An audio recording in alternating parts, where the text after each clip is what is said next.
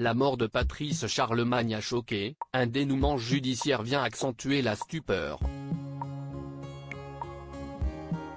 Son épouse Justine Jotan a avoué le meurtre, une femme bien connue de la région de Dunkerque où le couple, parent d'une petite fille, vivait.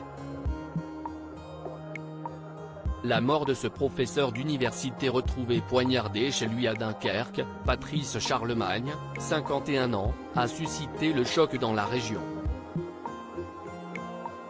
Ce nouveau rebondissement continue d'alimenter la stupeur, son épouse qui avait alerté la police à 4 h du matin lundi 18 septembre 2023 en affirmant que le couple avait été réveillé par des cambrioleurs et qu'elle avait quitté les lieux avec sa fillette de 20 mois, vient de passer aux aveux. Une femme qui était bien connue dans sa région, en tant qu'enseignante-chercheuse, conseillère municipale et autrice de livres pour enfants. Justine Jotan, 37 ans, a avoué au cours de sa garde à vue, toujours en cours, avoir tué son conjoint, ont indiqué jeudi à l'AFP une source proche de l'enquête et une source syndicale policière. La mort de son époux, très investi dans la vie locale, avait suscité une pluie d'hommages sur les réseaux sociaux, et des messages de condoléances à son épouse. Docteur et maître de conférences en littérature, la trentenaire figure parmi les enseignants-chercheurs de l'Université du Littoral Côte d'Opale, où enseignait également le défunt. Élue en 2020 comme conseillère déléguée à la lecture publique et au patrimoine sur la liste du maire de Dunkerque, Patrice Vergriet, désormais ministre du Logement, elle est également auteure jeunesse et dirigeait une association culturelle de promotion de la lecture.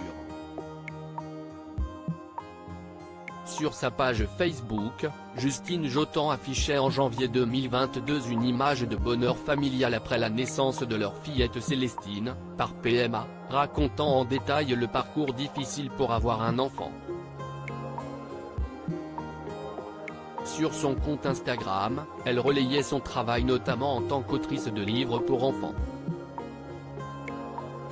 La Voix du Nord rapporte son enthousiasme pour parler de son travail d'écrivaine pour enfants. Une enquête pour homicide volontaire avait été ouverte lundi, confiée à la police judiciaire, la piste du cambriolage étant alors en cours d'exploration, selon la procureure de la République de Dunkerque, Charlotte Huet.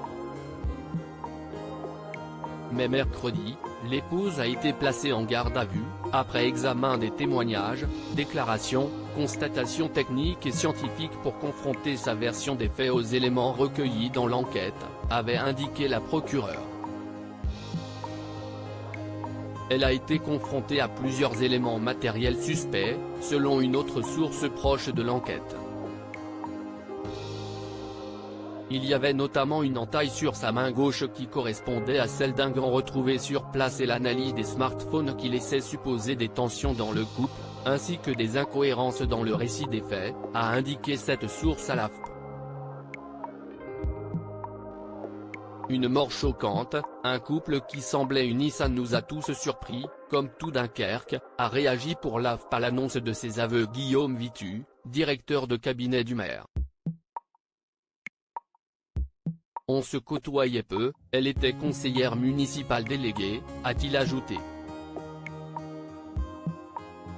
Le couple était vu comme soudé.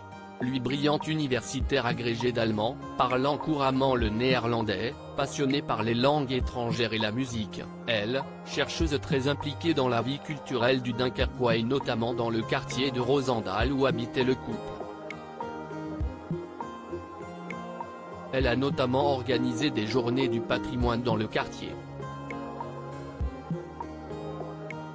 A été l'invité d'honneur d'un salon du livre, précise BFM TV. Tous ceux qui ont connu le couple tombent des nues, ajoute le journaliste. Justine Jotan reste présumée innocente des faits qui lui sont reprochés jusqu'à la clôture de l'enquête.